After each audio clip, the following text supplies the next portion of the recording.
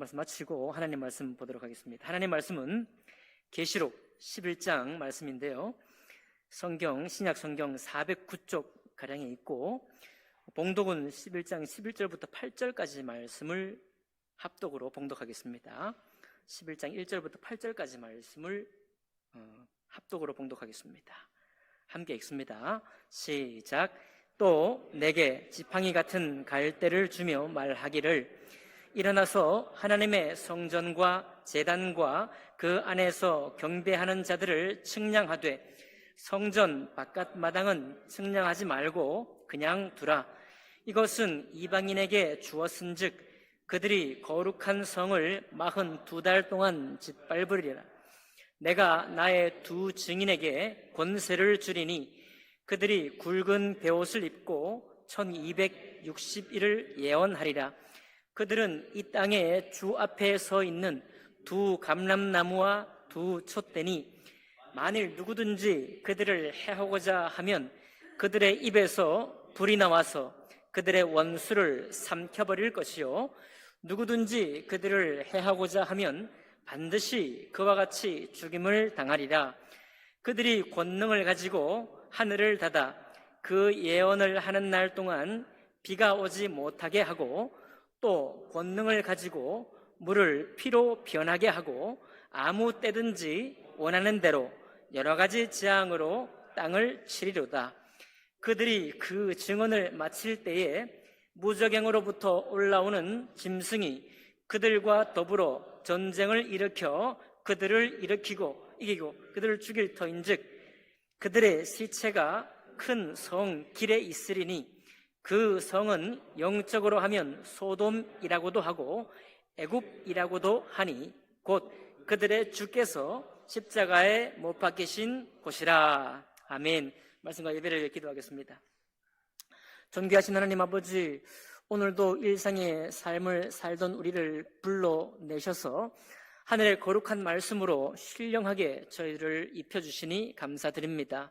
하나님이 부르신 그 부르심이 이 땅에 사는 동안 너무도 귀하고 또 복되기 때문에 우리의 살아가는 모든 것이 중요하나 하나님의 말씀이 우리 삶 속에 이루어지고 또 예수님께서 몸을 입고 이 땅에 오신 것처럼 우리도 이 몸을 입고 예수 그리스도를 더욱 덧입은 채로 주님의 거룩한 일에 동참할 수 있는 저희들 다 될 수 있도록 축복해 주시옵소서.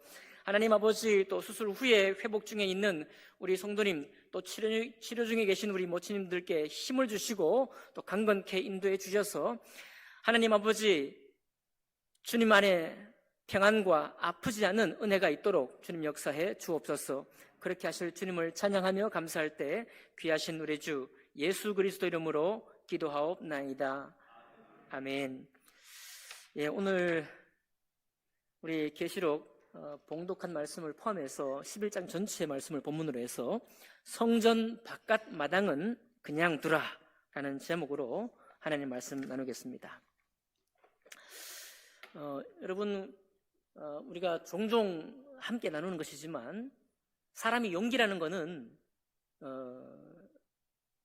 그냥 용기가 나타나는 것이 아니고 용기가 드러날 때는 항상 우리가 두려움에 사로잡힐 때 나타나는 것이 용기라고 했습니다.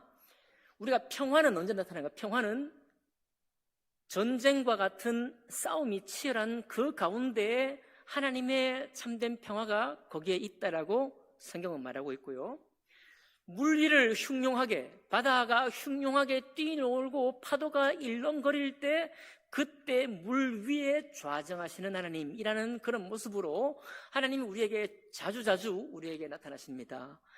그러니 우리가 평범한 날에 무사할 때 아무 나에게 걱정거리가 없고 이제는 생계를 위해서 내가 너무 힘겨워하지 않을 만할 때, 내가 이제 쉴 만할 때, 그때 하나님이 나에게 모든 인생이 누릴 수 있는 평안을 주셨지만 사실 그 평안은 하나님이 우리에게 말씀하고 있는 평안과 조금 다릅니다. 하나님은 우리에게 말씀 중에 참으로 우리의 평안이 어떤 평안이기를 원하시는가 하면 싸움 중에 누리는 평안을 우리에게 말씀하고 있고요. 어떤 용기를 발휘, 어떤 담대함을 우리가 가지기를 원하는가 하면 두렵고 떨리는 그 순간 가운데 하나님 앞에 담대한 심령이 우리 속에 나타나기를 원하고 있습니다. 그러니 이런 용기, 이런 담대함, 이런 평안은 사람이 우리가 만들 수 있는 게 아니라는 것을 알 수 있습니다. 우리는 무사할 때만 평안이 있어요. 이거 육체로 누리는 평안입니다. 세상에서 누리는 평안이에요. 그러나 하나님은 우리에게 선물해 주기 원하시는 것은 치열한 싸움 중에 하나님으로 말미암은 평안을 누리기 원합니다. 네. 오늘 11장이 정확히 그와 같은 하나님의 말씀을 우리에게 보여주고 있습니다. 사실 우리 오늘 못 나오셨지만은 우리 연세드신 분들 중에는 TV에 격투기를 보는 분이 계셔요. 격투기 막 피나게 때리는 거거든. 서로 네 죽고 내 살자고 때리는 겁니다. 그래서 이기는 사람이 승자로 올라가는 거죠. 예. 그런 거를 남자들은 가끔 보죠. 네 죽고 내 살자 이거예요. 그런데 그런 경기를 보면 보통의 정신이 아닙니다. 거의 약을 먹은 같은 느낌이에요. 아드레날린이라고 하죠. 그 링 위에 올라갈 때 정말 제정신이지만 사실은 보통 날에 가지고 있는 마음 상태가 아니에요. 육체 상태가 아닙니다. 완전히 속에 있는 어떤 뭐라고 합니까? 호르몬이 막 이렇게 남아가지고 이게 내가 이길 거냐 질 거냐 이것 때문에 온 정신과 이 모든 것이 집중이 돼 있을 뿐만 아니라 그 정신을 우리의 이 뇌가 붙들어내기 위해서 아드레날린, 도파민 이런 것들을 막 뿜어내는 거예요. 그래서 완전히 보통 때 같으면 한 방 맞으면 쓰러져야 되는데 몇 대 여러 대를 맞고도 안 쓰러지는 이유가 특별한 몸 상태가 되는 겁니다. 그런 긴장된 상황에서 이겼습니다. 그러면 이 이긴 사람이 얼마나 기쁨을 많이 표현하는가 하면 링을 둘러싸고 있는 쇠, 그 철망 위로 막 번쩍 뛰어 올라가서 얼마나 승리의 외침을 내지는지 몰라요. 왜 그런가 하면 내가 질지 상대방이 질지 모르기 때문에 그렇거든요. 실력 차이가 아주 크게 나버리면 아예 시합도 성사가 되지 않습니다. 근데 실력 차이가 비슷비슷하니까 누가 먼저 실수하냐 혹은 누가 이 타격을 먼저 하느냐에 따라서 승리를 하게 되니까 승리를 누가 할지가 정해져 있지 않은 겁니다. 그런 긴장되고 예민한 순간에 어떻게 갈고 닦은 훈련의 과정을 통해서 승리를 하니까 그 승리의 순간에 너무너무 기쁜 것입니다. 그러니 이긴 사람은 기쁘지만 진 사람은 굉장히 괴롭죠. 괴로울 뿐만 아니라 많은 조롱을 감당해야 됩니다. 어제도 그런 일이 있었죠. 수많은 조롱, 마음이 아픕니다. 그래서 축구의 감독도 그렇고 실수한 선수도 나인 것 같고 감독도 나인 것 같고 그 비방을 듣기가 막 가슴이 아파요. 그런데 승리한 팀 어떻습니까? 패배한 팀 아랑곳하지 않습니다. 그냥 얼싸안고 이게 우리가 이길지 상대가 이길지 몰랐잖아요. 그러니까 얼싸안고 그냥 온 땅에 온 세계가 자기 것이냐 노래하는 것입니다. 그러면 그런 것들이 바로 이 세상에서도 승패를 구분 지을 때 나타나는 현상이에요. 그걸 보고 사람이 다른 사람이 실수하고 패배하고 하는 게 그렇게 좋냐? 사촌이 땅을 사는 게 그렇게 싫으냐? 이렇게 말할 수 없는 거예요. 왜냐하면 그 상황 자체가 승패를 요구하기 때문입니다. 그것을 인정해놓고 서로 맞붙기 때문에 그래요. 그 전투 상황이기 때문에 거기서는 무슨 휴머니즘이 소용되는 게 아닙니다. 거기서는 승패가 중요한 거예요. 오늘 하나님이 우리에게 이 신앙을 우리에게 주셨을 때 우리에게 복음을 주셨을 때, 그리고 우리를 땅에 있는 사람에게서부터 하늘에 있는 거룩한 하나님의 자녀로 불러내셨을 때, 그때부터 우리에게 시작된 것이 하나 있는데, 그건 바로 전투예요. 믿음의 싸움이 우리에게 허락되는 것입니다. 그 싸움에 관해서 오늘 하나님께서 우리에게 말씀해 주기를 원하는 겁니다. 오늘 여러분과 제가 우리 신앙의 너무 아름다운 그림, 우리 신앙이 안온하고 너무도 문제가 없고 아무런 내 생각을 괴롭게 만드는 어떤 것도 없는 상태, 그 상태만을 우리가 원한다고 한다면 그것을 주님이 우리 육체에게도 주기를 원하시지만, 그러나 오늘 이 말씀을 통해서 새롭게 알기 원하는 것은 하나님은 이 평화라는 것을 문제 없는 곳에서 내가 받는 평화를 원하시는 것이 아니라 누가 이길지도 모르는, 내가 패배할 수도 있는 그런 상황, 믿음을 가진 자가 패배할 수도 있는 상황 가운데에서 하나님을 의지하고 살아가는 그런 믿음의 평안을 우리에게 주기 원하신다는 사실을 기억할 수 있기를 바랍니다. 먼저 보니까요, 이제 말씀을 쭉 따라가 보겠습니다. 먼저 보니까 주님께서 지팡이 같은 갈대를 주면서 하나님의 성전과 제단과 그 안에서 경배하는 자들을 측량하라 그랬어요. 하나님의 성전을 자로 재라는 것입니다. 재고 2절 보니까 성전 바깥마당은 측량하지 말고 그냥 두라 그랬어요. 오늘 말씀의 제목이 성전 바깥마당은 그냥 두라라잖아요. 왜 그냥 둡니까? 하나님은 모든 사람이 구원받기를 원하고 아무도 멸망하는 것을 원치 않는데 왜 그냥 두라고 합니까?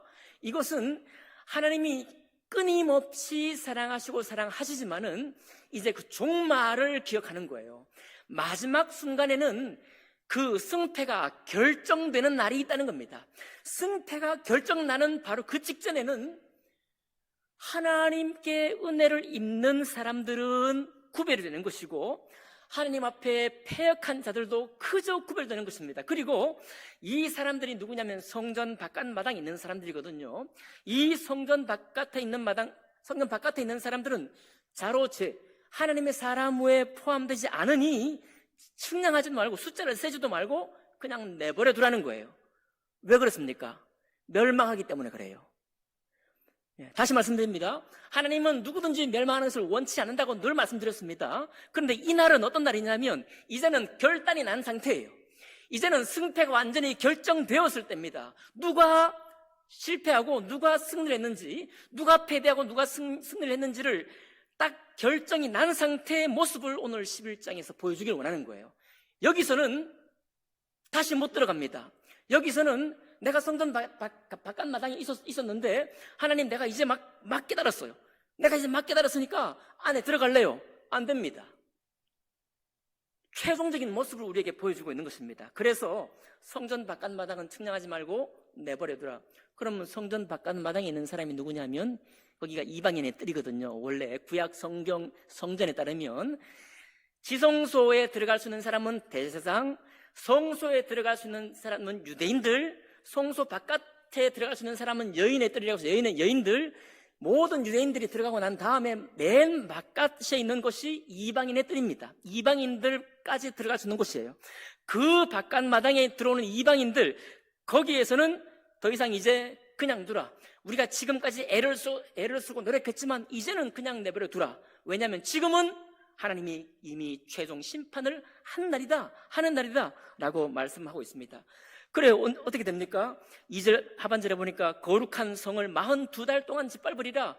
42달은 정확히 3년 6개월이거든요 42달. 이제 우리가 여러분 가끔 들었던 7년 대환란의 전반기입니다. 7년 대환란의 전반기.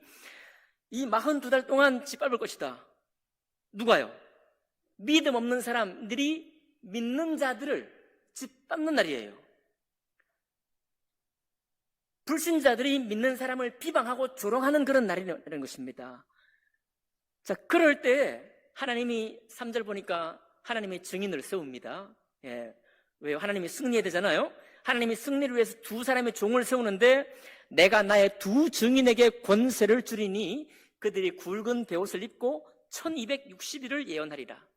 1260일 역시 3년 6개월입니다. 똑같은 날이에요. 자, 믿음 없는 불신자가 3년 6개월 동안 성전 근처에 가까이 와서 믿는 사람을 짓밟을 것이고, 믿음 있는 딱 2명의 증인을 세워서 이 증인 또한 3년 6개월 동안 계속 맞불을 놓을 겁니다. 하나님의 말씀을 전할 거예요.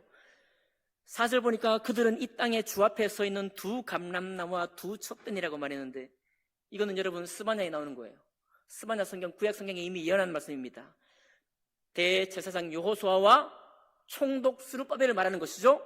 당시에 이제 바벨론 포로 70년 포로되었다가 돌아왔을 때 어떻게 예루살렘 성전을 다시 2번째 성전을 세울 것인가, 그 얘기를 할 때 대제사장 여호수아와 하고 총독 스룹바벨이 2번째 성전을 세울 것이다. 저 둘이 바로 2 감람나무고 2 촛대다. 그것을 요한이 지금 끌어와서 마지막 날에도 여호수아와 스룹바벨과 같은 이렇게 이방인 불신자들이 우리를 짓밟고 있을 때 하나님의 말씀을 물러서지 않고 증거할 2 증인을 세울 것이다. 그리고 이 사람들이 3년 반 동안 증거할 때 다른 사람들은 믿음에 실패를 할지 모르지만 이 사람들은 쉽게 무너뜨리지 못하는 것입니다. 5절 나와 있죠. 만일 누구든지 그들을 해하고자 하면, 누구든지 이 2 증인을 이방인들이 막 우겨 싸가지고 믿는 사람을 무찌려고 죽이려고 하고 덤벼들어도 이 2 사람의 입에서 불이 나와서 원수들을 삼킬 것이고, 누구든지 이 2 사람을 해하고자 하면 반드시 죽임을 당할 것이다. 곧 이 2 증인을 주님이 친히 보호하시겠다는 겁니다. 예? 이 2 증인을 친히 보호하시겠어요. 그리고 이 2 증인이 얼마나 하나님의 복음을 위해서 열심히 사는지, 어쨌든 적군들이 달려와서 불신자들이 막 집어삼키려고 하고 있지만 버텨낼 것이다. 오늘 미국 교회의 한 영상을 보니까요, 미국 교회가 지금 수많은 교회들이 문을 닫고 있다는 거예요. 한국 교회만이 아니고. 미국은 기독교의 국가 아닙니까? 국가적으로 기독교가 시작된 나라잖아요. 거기서도 지금 어쨌든 버텨내려고 애를 쓰는 몇몇 교회들이 있지만 수많은 교회들이 지금 사라지고 있다라고 하는 것을 보았습니다. 이 좋지 않은 소식이죠. 이 좋지 않은 소식들입니다.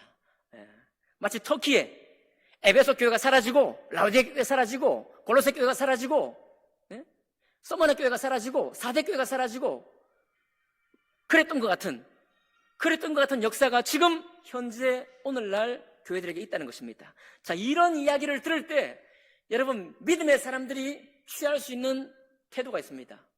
태도는 결국은 밀리는 거다. 결국은 우리 믿음이라는 것이 이 자본에 눌려가지고, 현대 문화에 눌려가지고 결국 이렇게 되고 마는구나 라고 휩쓸려 떠내려가는 사람도 있을 것이고요, 여기 이 2 증인처럼 오히려 힘을 내어서 하나님의 마지막 결판이 무엇인지를 정확히 알고 주님 편에 서서 나아가려고 하는 사람들이 있을 것입니다. 그들을 주님께서 지키겠다는 거예요. 뿐만 아니라 6절 보니까요, 그들이 권능을 가지고 하늘을 닫아 그 예언하는 날 동안 비가 오지 못하게 해요. 누구 얘기입니까? 구약의 엘리야 선지자 얘기예요. 엘리야가 아합 왕 때 3년 반 동안 기근이 있을 것이라고 도망갔잖아요. 혹시 기억나십니까? 도망가가지고 시내가에서 까마귀가 먹여주는 음식만 먹고 있을 때, 그때 이스라엘에 비가 안 온 날이 3년 반 동안이거든요. 그러니까 이 2 증인도 엘리야 선지자가 하나님의 말씀을 전파할 때 하나님이 그 증거를 보여주셨던 것처럼 증거를 보여줄 것이다, 그런 얘기입니다. 또 권능을 가지고 물을 피로 변하게 하고 아무 때든지 원하는 대로 여러 가지 재앙으로 땅을 치리로다. 이것은 모세를 말하고 있는 거예요. 이집트 출애굽할 때 나일강 하수를 피로 붉게 물들였잖아요. 그리고 여러 가지 10가지 재앙을 통해서 이집트를 괴롭혔지 않습니까? 바로 그 얘기예요. 이 2 증인, 누구일지 모르지만 마치 모세와 엘리야 때에 하나님이 저들을 지켜 보호하셔서 하나님의 말씀을 끝까지 이루셨던 것처럼 이 2 증인에게도 저들에게 대한 하나님의 능력을 발휘하게 하셔서 그 일을 끝까지 하게 할 것이다 라고 말하고 있는 것입니다. 그런데 여기까지 이겼던 이 2 증인이 죽습니다. 왜 죽느냐? 적이 더 강해진 거예요. 예, 중동 축구가 강해진 것처럼 적이 더 강한 적이 올라왔습니다. 강한 적이 올라오니까 무적행으로부터 올라오는 짐승이 올라왔어요. 짐승이 올라와서 더불어 전쟁을 일으킵니다. 이 두 승인하고 전쟁을 일으키는 거예요. 죽고 죽이는 전쟁을 일으키는 것입니다. 딱 이 두 짐승이 올라왔는데 이 짐승이 너무 강해요. 믿지 않는 역사함이 너무 강합니다. 그래서 그렇게도 하나님의 역사함이 많았고 놀랍게 버텨냈던 이 두 증인이 죽고 마는 거예요. 믿음의 역사가 강건했던 교회의 지도자가 쓰러지고 마는 것입니다. 마귀 역사를 통해서 그의 처음 부르심을 잃어버리고 마는 거예요. 그렇게 해서 이제 죽임을 당하고 나니까 얼마나 비참한 일이 생기냐 하면 8절 보니까요, 그들의 시체가 큰 성 길에 있으리니 그 성은 영적으로 하면 소돔이라고 애굽이라고 한다. 큰 성 길에서요. 그러니까 이게 이제 결국은 예루살렘인데 예루살렘으로 들어가는 큰 길에 이 시체가 달리는 겁니다. 여러분, 지금 이스라엘과 팔레스타인이 전쟁하고 있죠? 전쟁을 통해서 내 동료가 죽고 그리고 비참한 살육이 일어나고 할 때 이것이 조금 더 깊어지면은 적장을 죽여서 길거리에 끌고 다니든지 높이 참수를 하든지 하는 일이 생깁니다. 그럴까요? 인류의 모든 전쟁사가 다 그랬습니다. 여기 바로 이 두 증인을 장례도 못하게 만들고 3일 반 동안 장사도 못 지내게 하고 9절에 나오죠? 높이 매다는 거예요. 그렇게 했더니 어떤 일이 있는가 10절 보니까요, 이 두 선지자가 땅에 사는 자들을 괴롭게 한 거로 복음과 하나님 말씀으로 괴롭게 했거든요. 야, 너 살고 싶은 대로 살지 마. 너 욕심대로 살지 마. 아니, 그건 죄야. 죄 가운데 살지 마. 라고 그저 나는 내 뜻대로 내가 잘 살고 있는데 왜 네가 그래? 왜 내 삶에 간섭이야? 라고 괴롭게 했던 이 사람들이 이제는 기가 사는 겁니다. 기가 살아서 땅에 사는 자들이 이 두 증인의 죽음을 보고 즐거워하는 거예요. 10절 보이나요? 저와 같이 따라오고 있습니까? 그들의 죽음을 즐거워하고 기뻐하면서 서로 예물을 보내는 거예요. 이게 무엇입니까? 잘 죽었다, 이거 잘 죽었다. 저 사람 때문에, 저것 때문에 내가 그냥 잘 살 수 있는데 왜 하나님 말씀으로 그거 힘들게 하고 내가 그냥 잘 살 건데, 내 인생 내가 알아서 살 건데 왜 자꾸 나를 힘들게 하냐 말이에요. 그렇게 하면서 나를 힘들게 했던 저들이 죽었으니 잘 죽었다 하고 조롱하고 멸시하고 비방을 하는 것입니다. 이런 일이 있다는 거예요. 자, 두 번째 전투에서 두 증인이 죽었습니다. 그리고 조롱을 깊이 당하는 거예요. 11절부터 다시 역전이 일어납니다. 11절 3일 반 후에 하나님께로부터 생기가 그들 속에 들어가며 그들이 발로 일어서니 구경하는 자들이 크게 두려워하더라. 아까 좀 전에 조롱했잖아요. 3일 반 동안 조롱한 거거든요. 저들의 참수된 목을 향해서, 그 내걸린 목을 향해서 얼마나 조롱했는지 잘 죽었다 했던 이 사람들 눈앞에서 하나님의 생기가 저 두 증인에게 들어가고 두 발로 일어나는 것을 봅니다. 좀 전까지 조롱했던 사람들이, 구경하면서 조롱했던 사람들이 그 마음속에 큰 두려움이 임하는 것입니다. 누구로부터요? 하나님께로부터 두려움이 임하는 것입니다. 뿐만 아니라 11절에 하늘로부터 큰 음성이 있어 이리로 올라오라. 하나님이 그 두 증인을 향해서 너희는 나를 위해, 내 말씀을 위해서 목숨을 버리고 하나님 위해 순종했으니 너의 값을 줄 것이다. 부활케 하고 하늘로 올리워 가는 것입니다. 그거 올려가는 것을 보고 원수들이 보는 거예요. 여러분, 좀 전에는 하나님의 말씀을 받고 복음을 외쳤던 사람이 땅으로 꼬꾸러지고 그리고 목이 달아나서 큰 돌과 긴 내거리에 목이 참수된 모습을 보면서 멸시받던 사람들이었는데, 오히려 이제 하나님께서 두 증인을 하늘로 올리고 가니까 어떻습니까? 자기들만 땅에 남은 것이 확인된 거예요. 우리만 여전히 땅에 있다. 저들은 하나님께로 올라가고 우리는 여전히 남아있구나 하면서 하나님을 향한 두려움으로 휩싸이는 것입니다. 그리고 곧 이어서 큰 지진이 나고 성의 10분의 1이 무너지고 지진에 죽은 사람이 7,000이 되고 그 다음에 그 남은 자들이 두려워해서 영광을 하늘의 하나님께로 돌리고 있는 것입니다. 여러분, 신앙에 우리가 이 땅에 살아갈 신앙, 그리고 하나님께서 우리 모든 믿는 사람을 불러서 우리에게 보여주시는 비전이 이런 비전이에요. 그러니까 여러분, 스포츠 경기, 하다못해 스포츠 경기도 치열한 싸움이 있잖아요. 오늘 치열하고 싶지 않습니까? 치열한 싸움이 있어요. 모든 신앙이 전투라는 겁니다. 그러니까 우리가 신앙생활 하면서 전투가 없다는 건 뭐냐면 내가 전투하지 않는 곳에 있다는 거예요. 내가 전투를 원하지 않은 곳을 찾아서 가고 있다는 것입니다. 그런데 오늘 이 11장 계시록은 우리에게 신앙에 대해서 무엇을 말해주느냐? 분명히 복음과 하나님 말씀을 가지고 사는 사람에게는 시련이 있고 싸움이 있다는 것입니다. 내가 질지 상대방이 이길지, 불신자, 나를 그동안 조롱했던 사람들이 3일 반 동안 승전고를 누리면서 나를 조롱하는 것이 있을지 모른다는 거예요. 이런 엎치락 뒤치락하는 싸움 속에 우리가 있을 때에 우리의 마음이 어떠할 것인가라고 주님이 오늘 우리에게 묻는 것입니다. 그러면서 이 모든 사태를 다 보고 난 이후에 15절부터 29절까지 나오는 게 뭐냐면 하나님의 나라에 있는 일을 말하는 거예요. 7째 천사가 하나님을 찬양합니다. 맞습니다, 하나님. 이렇게 되는 게 옳습니다. 그 다음에 그 말을 받아가지고 24 장로들이 하나님께 모든 권능이 있다는 사실을 또 노래하면서 찬양해요. 그리고 뭐라고 하는가 하면 18절 볼까요? 18절 이방들이 분노하며 주의 진노가 내려 죽은 자를 심판하며, 죽은 자를 심판해요. 불신자들 주님께 돌아오지 아니할 뿐만 아니라 하나님을 향해 신실한 마음을 품지 못하는 사람들을 심판을 한 것이죠. 앞에 나왔잖아요. 우리가 11절까지 봤잖아요. 심판했습니다.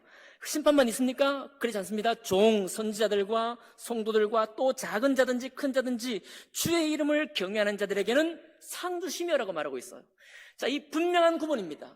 이건 흑백 논리가 아니라 하나님의 최종 결판이 날 때 하나님께서 정말 우리 믿음의 마지막 종국에 있어서 여러분과 제가 살아온 인생을 다 살아낸 후에 우리의 신앙을 끝낸 후에 우리의 삶을 바라보면서 주님께서 하시는 일이에요. 그때는 우리가 돌아갈 수 없습니다. 돌이킬 수 없어요. 특별히 우리가 기억할 것이 뭐냐면 종 선지자들과 성도들과 또 작은 자든지 큰 자든지 주의 이름을 경외하는 자들에게 상을 준다고 그랬어요. 이 상이라는 단어가 뭐냐면 품삯입니다. 품삯.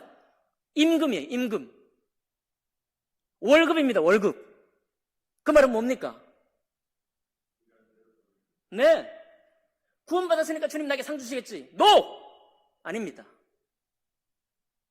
하나님 앞에 신실한 마음을 가지고 이런 치열한 신앙의 다툼과 현장 속에서 끊임없이 충돌해내고 하나님 말씀을 계속해서 내가 마음의 양식을 받고 성령의 도우심을 구한 채로서 살아낸 그 신앙의 보상이에요. 그 신앙의 섬김과 수고의 대가입니다. 이건 은혜가 아닙니다. 이거는 구원받는 은혜가 아니에요. 이것은 우리가 행동한 대가를 말하고 있어요. 우리의 행동의 품삯입니다. 우리의 보상이에요. 우리의 월급입니다. 우리의 월급. 바로 이 상을 주신다고 주님께서 말씀하고 있고, 또 그렇지 못한 사람들에게 땅을 망하게 하는 사람들, 땅을 어지럽히는 사람들에게는 멸망이 있을 것이다 라고 말씀을 하는 거예요. 땅을 어지럽히는 사람이 뭐냐면 하나님 말씀을 따라 살지 못하게 하고 이 세상 삶을 따라 살게 만드는 사람들입니다. 믿음이 있다고 하나 믿음의 삶을 살지 못하는 사람들이에요. 그런 사람들 주님께서 마지막 날에 최종 결정이 날 때 그렇게 구별한다는 것이고, 19절에 더욱 기가 막힌 건 이제 두 증인이 아까 하늘로 올라갔잖아요. 하늘로 올라가서 하늘 문이 열립니다. 하늘 문이 딱 열리는데 19절 같이 읽을까요? 같이 읽어봅시다. 시작. 이제 하늘에 있는 하나님의 성전이 열리니 성전 안에 하나님의 언약궤가 보이며 또 번개와 음성들과 우레와 지진과 큰 우박이 있더라. 이와 같이 두 증인과 더불어 믿음으로 하나님께 올라간 사람들이 올라가니 하나님의 성전이 열리는 겁니다. 열리고 성전 안에 하나님의 뭐가 보여요? 하나님의 언약궤가 보여요. 이때 이 언약궤가 등장합니다. 우리가 이 쉽게 35,000원 주면 살 수 있는 이 성경, 우리가 언제든지 열 수 있는 성경이지만 이것이 그냥 땅에서 무수히 많은 오해와 하나님 말씀을 저버리는 모든 행실을 통해서 성경 말씀이 어지럽혀지지만 영원히 하나님의 성전에 있는, 하늘에 있는 하나님의 언약궤는 어지럽혀지지 않는다 이 말입니다. 하나님의 언약궤에 있는 이 성전 안에, 하나님의 하늘의 성전 안에 있는 이 언약궤는 순전한 상태, 처음 우리에게 말씀하신 그 상태, 그리고 이 두 증인이 어디에서 죽었는가 하면요, 예루살렘 성 근처에 죽었고요, 성전 바깥에서 죽었습니다. 예수님이 거기서 돌아가셨잖아요. 그런데 두 증인도 성전 바깥에서, 예루살렘 성전 바깥에서 죽임당한 거거든요. 그러니까 주님께서는 왜 죽임당하셨나요? 하나님의 거룩한 말씀을 따라서 모든 사람을 구원하실 뿐만 아니라 신실한 믿음에 살게 하시기 위해서 모든 사람으로부터 거절당하셨지만 하나님의 그 순전한 언약궤를 순종하시는 그 마음으로 우리 주님이 그 일을 다 이루셨습니다. 이 두 증인은 그러니까 어떤 사람입니까? 똑같은 거예요. 예루살렘 성전 바깥에 주님이 죽으셨지만 이 두 증인도 자기 믿음을 향해서 주님과 같은 걸음으로 바로 그 근처, 가장 가까이 갔던 그 근처에서 죽임을 당한 것입니다. 그러니 주님이 부활하고 승천하신 것과 똑같이 이 두 증인도 어떻게 된 거예요? 하나님의 생기로 부활하고 또 어떻습니까? 너 이제 이리 올라와라, 하나님께로 다시 승천하는 역사를 맛보게 된 것입니다. 그리고 이 하나님의 언약궤를 아무도 어지럽힐 수 없는데 그 주변에 불꽃 같은 화염이 아니라 번개와 음성과 우레와 지진과 큰 우박으로 하나님이 언약궤를 지키는 겁니다. 그리고 이 언약궤를 따라, 하나님 말씀을 따라 순종하는 사람들에게 하나님이 보상하시는데, 그렇지 못한 사람에게 12절부터 그 이후에 또다시 주님께로부터 심판이 떨어지는데, 번개로, 우레 같은 음성으로, 우레로, 지진과 큰 우박으로 다시 하나님의 최후 결판대로 이 땅에 쏟아 부을 것을 예대하고 있다는 거예요. 이게 요한계시록 22장까지 가지 아니하고 11장에서 우리에게 다 보여준 하나님의 최종 믿음의 종착역이에요. 우리 믿는 사람들이 가게 되는, 도착하게 되는 믿음의 끝점입니다. 이 믿음의 끝점을 우리가 다시 한번 생각할 수 있기를 원하는 것입니다. 저도 오늘 여러분 어떨지 모르겠습니다. 저는 이 말씀 준비하면서 되게 마음이 좀 떨렸습니다. 내가 지금 얼마나, 지금 이 말씀 가운데 어느 만큼 이게 멀리 나와 있는가 말이에요. 하나님이 우리 인생의 모든 즐거움을 누리라고 하신 이 누리는 것을 누리느라고 하나님이 이미 결정하셔서 2000년 전에 우리에게 보여주신 이 말씀, 믿음의 종착역을 내가 지금 염두에 두고 살아가고 있는가 이 말입니다. 여러분과 제가 지금 신앙생활을 하면서 어렵다, 힘들다고 말할 때 이 어려움과 힘듦이 하나님의 말씀을 위한, 성전에서 끊임없이 순결하게 보호받고 있는 하나님의 언약궤를 향한, 그것을 지켜내기 위한 그런 우리의 수고와 그런 싸움이었나 한번 생각해보게 되는 것입니다. 그리고 그 싸움을 싸울 때 전혀 이길이라는 보장도 되지 않는 그 경기, 그 싸움, 그곳으로 주님이 여러분과 저를 인도하기 원한다는 거예요. 그리고 거기서는 우리의 가지고 있는 능력이 아무 소용이 없다는 것을 우리에게 보여주고 있습니다. 돈도 소용이 없어요. 여러분 생각해 보십시오. 그런 싸움에는 돈도 소용이 없습니다. 그런 싸움에는 우리가 가지고 있는 지식도 소용이 없어요. 우리가 가지고 있는 경험도 소용이 없습니다. 오직 하나님의 일은 능으로 하는 것도 아니고 지식으로 하는 것도 아니고 힘으로 하는 것도 아니고 뭘 한다고 그랬어요? 하나님의 영으로 한다고 그랬습니다.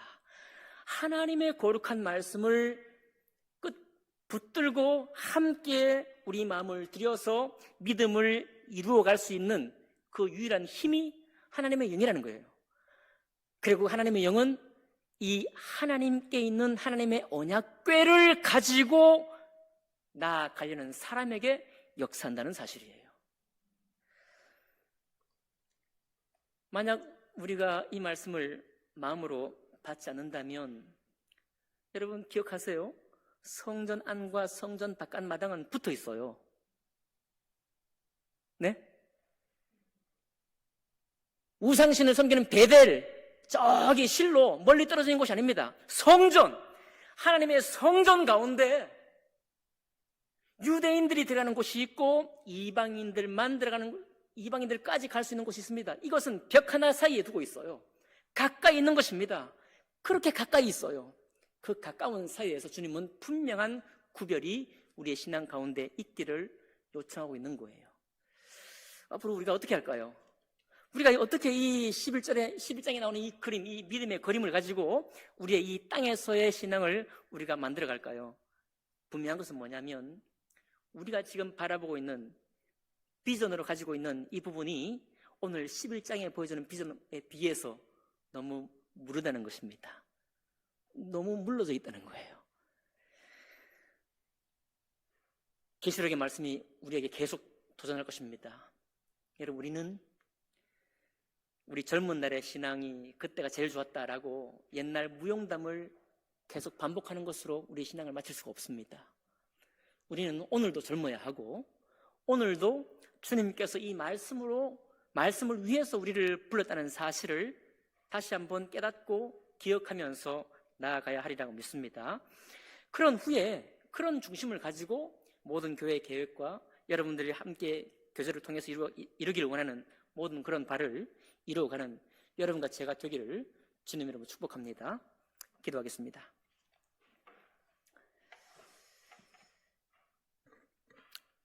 살아계신 하나님 아버지,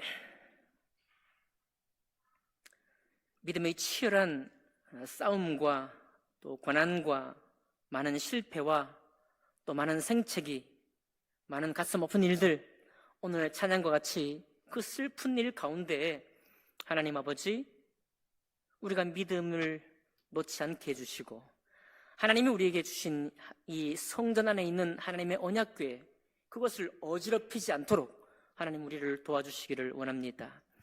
주님, 마지막 날에 우리에게 상 주시겠다 하신 그 말씀, 믿음의 순전한 순종과 또 믿음의 선한 싸움을 통해서 우리에게 약속하신 바 그 상이 오늘 나와 이 말씀을 함께했던 우리 모든 성도님들께 축복 가운데에서 있기를 원합니다. 하나님 아버지, 우리를 도와주시고 우리 연약해진 마음, 너무 물러진 마음들을 다시금 세워서 하나님이 원하시고 주님 부르신 바 그 걸음을 따라 걸어갈 수 있는 저희들 모두 될 수 있도록 역사해 주옵소서.